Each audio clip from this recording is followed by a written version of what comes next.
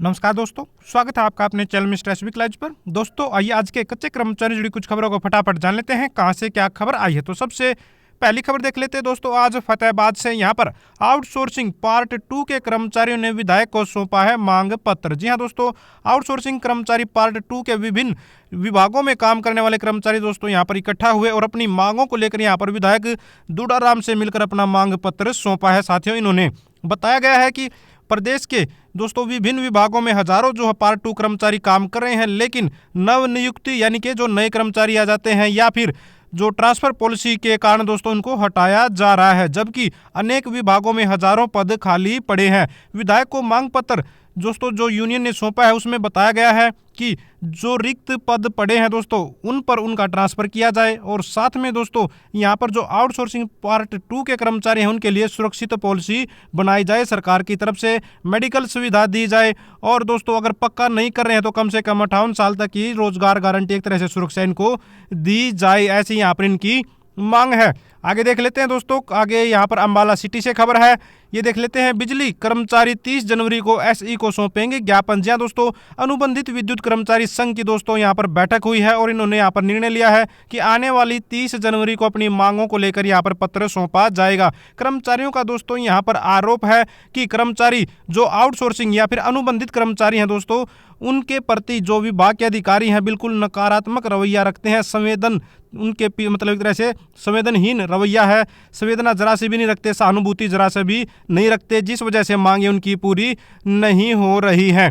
इसके बाद देख लीजिए आगे यहाँ पर महेंद्रगढ़ भास्कर से वेतन वृद्धि को लेकर ग्रामीण सफाई कर्मचारी ने डीसी को सौंपा है ज्ञापन। जी दोस्तों, ग्रामीण सफाई कर्मचारी यहाँ पर पहुंचे हैं, डीसी साहब को ज्ञापन दिया है और मुख्यमंत्री को यहाँ पर ये अपना बात पहुंचाना चाह रहे हैं। कर्मचारियों का यहाँ पर कहना है कि 2020 से ही इनका पीएफ कटने लगा था, लेकिन आज तक दोस्तों उसकी कोई जानकारी इनको उपलब्ध नहीं करवाई गई है, न ही ईएसआई कार्ड उपलब्ध करवाया गया है। इससे इनको डाउट है, यहाँ पर शक है कि पीएफ और ईएसआई में इनका गोलमाल हो सकता है, इनको कोई जानकारी उपलब्ध नहीं करवाई जा रही है। यहाँ पर बता दें कि इन्होंने न्यूनतम 28,000 रुपये वेतन महीने की और साथ में 250 की आबादी पर एक सफाई कर्मचारी, महिला कर्मचारियों को मातृत्व अवकाश और पुरुष कर्मचारियों को चाइल्ड केयर लीव दोस्तों यहाँ पर और नियुक्ति पत्र, पहचान पत्र, 45 दिन की छुट्टियां लागू करने, श्रम कानून में बदलाव वापस लिया जाए, बेगार लेना बंद की जाए, इस तरह की मांगे भी साथ में यहाँ पर सौंपी है अपने ज्ञापन के माध्यम से ग्रामीण सफाई कर्मचारियों ने।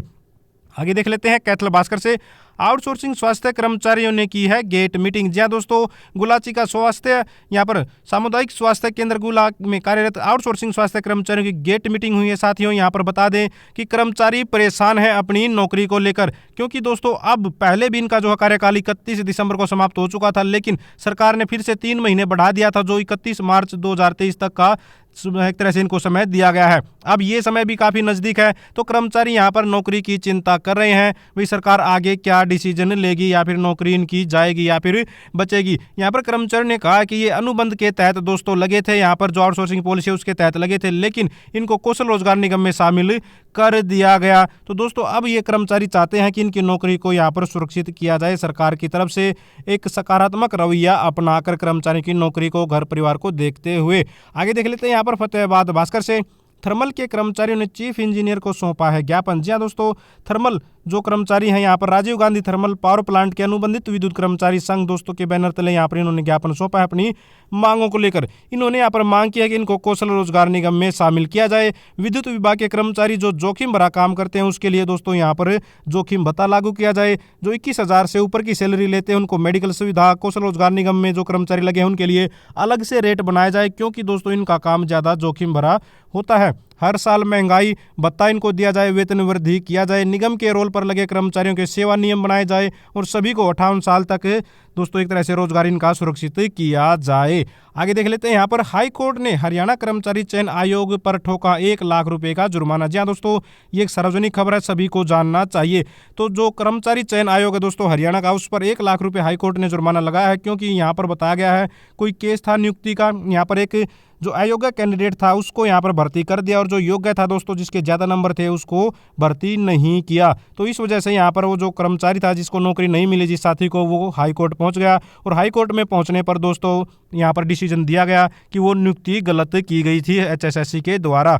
आगे देख लेते हैं यहाँ पर करनाल से, नगर निगम आयुक्त ने सफाई कर्मचारियों को साबुन और तेल वितरित किया है। जी हाँ दोस्तों, यहाँ पर जो सफाई कर्मचारियों का हक बनता है, इनको जो समय समय पर सुविधाएं मिलनी चाहिए, तो उनमें एक सुविधा है यहाँ पर उनको साबुन तेल पानी वगैरह जो है इस तरह की जो पैसा आता है सरकार की तरफ से, जो सुविधाएं दी जाती हैं वो यहाँ पर वितरित किया गया। एक अच्छा काम कह सकते हैं निगम की तरफ से किया गया है। हालांकि यहाँ पर निगम बता रहा है कि उन्होंने 1 साल के लिए एडवांस में पहले से ही स्टोर में सारा सामान इकट्ठा भी कर लिया है, यानी कि एक्स्ट्रा सामान सुरक्षित कर लिया ताकि समय पर कर्मचारियों को ये सब सुविधाएं उपलब्ध करवाई जा सकें। तो निगम का एक अच्छा प्रयास कह सकते हैं। यहाँ पर जो निगम आयुक्त है दोस्तों अजय सिंह तोमर जी ने यहाँ पर ये जानकारी दी है। आगे देख लेते हैं। यहाँ पर अनुबंधित विद्युत कर्मचारी संघ 30 को पूरे प्रदेश में प्रदर्शन कर सीएम को भेजेगा ज्ञापन। ये खबर दोस्तों कैथल से है। तो यहाँ पर भी कर्मचारी इकट्ठा हुए हैं अपनी मांगों को लेकर। जो अनुबंधित विद्युत कर्मचारी संघ है लगातार दोस्तों बैठकें कर रहा है अपने इस प्रयास को, अपने इस प्रयत्न को सफल बनाने के लिए। तो ये खबर दोस्तों कैथल से, इससे पहले वाली वो अम्बाला से थी। बराड़ा से देख लेते हैं। यहाँ पर नगर पालिका गणतंत्र दिवस पर करेगी प्रदर्शन। जी हाँ दोस्तों, यहाँ पर कर्मचारी 48वें दिन भी दोस्तों धरने पर बैठे हैं अपनी सैलरी को लेकर।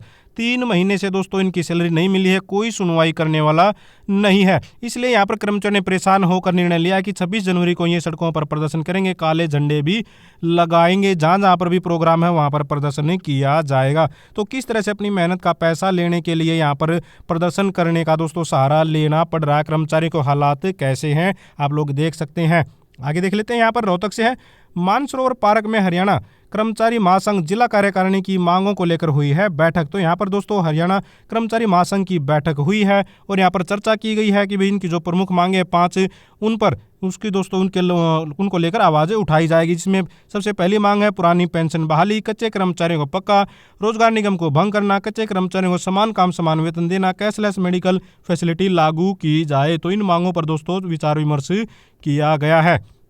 चंडीगढ़ से देख लेते हैं। कर्मचारियों ने फूंका प्रशासन का पुतला, जोरदार नारेबाजी की। तो यहाँ पर दोस्तों चंडीगढ़ के कर्मचारी भी परेशान हैं, जो कॉन्ट्रैक्ट पर लगे हुए हैं, जो ठेके पर लगे हुए हैं। यहाँ पर कर्मचारी ने मांग की है कि समान काम के लिए समान वेतन मिलना चाहिए। इस मुख्य मांग को लेकर कर्मचारी ने पुतला फूंक प्रदर्शन किया है। चंडीगढ़ में कर्मचारी नेताओं ने मांग की है कि ठेके पर काम कर रहे कर्मचारियों का शोषण बंद किया जाए। कर्मचारियों को जैम पोर्टल के अनुसार 15 दिन की छुट्टियां दी जाए। न समय पर पैसा मिलता है, न ही छुट्टियां मिलती हैं, न ही अन्य सुविधाएं। तो कर्मचारी किस तरह से परेशान रहते हैं हर जगह पर जो आउटसोर्सिंग कर्मचारी हैं। चंडीगढ़ से ही देख लीजिए। यहाँ पर 1347 अतिथि शिक्षकों को दी 4 माह के लिए प्रतिनियुक्ति। जी हाँ दोस्तों, जो गेस्ट टीचर है उनको प्रतिनियुक्ति यहाँ पर दी गई है 4 महीने के लिए। यहाँ पर बता दें दोस्तों, बताया गया है हरियाणा माध्यमिक एवं प्रारंभिक शिक्षा निदेशालय की ओर से चलाए गए प्रतिनियुक्ति ड्राइव के पहले चरण में 1347 अतिथि अध्यापकों को दोस्तों मौका देने का निर्णय लिया गया है। तो एक अच्छी खबर इसको कह सकते हैं बहुत सारे अध्यापकों के लिए, हालांकि 4 महीने के लिए ही है। ठीक है, तो दोस्तों ये थी सारी की सारी आज के कच्चे कर्मचारियों जुड़ी खबरें। अगर आप भी चाहते हैं हरियाणा में एजुकेशन से रिलेटेड कच्चे कर्मचारियों जुड़ी खबरें समय पर पाना तो चैनल को जरूर सब्सक्राइब करें, वीडियो को लाइक करें, दोस्तों साथ शेयर करें। Thank you very much.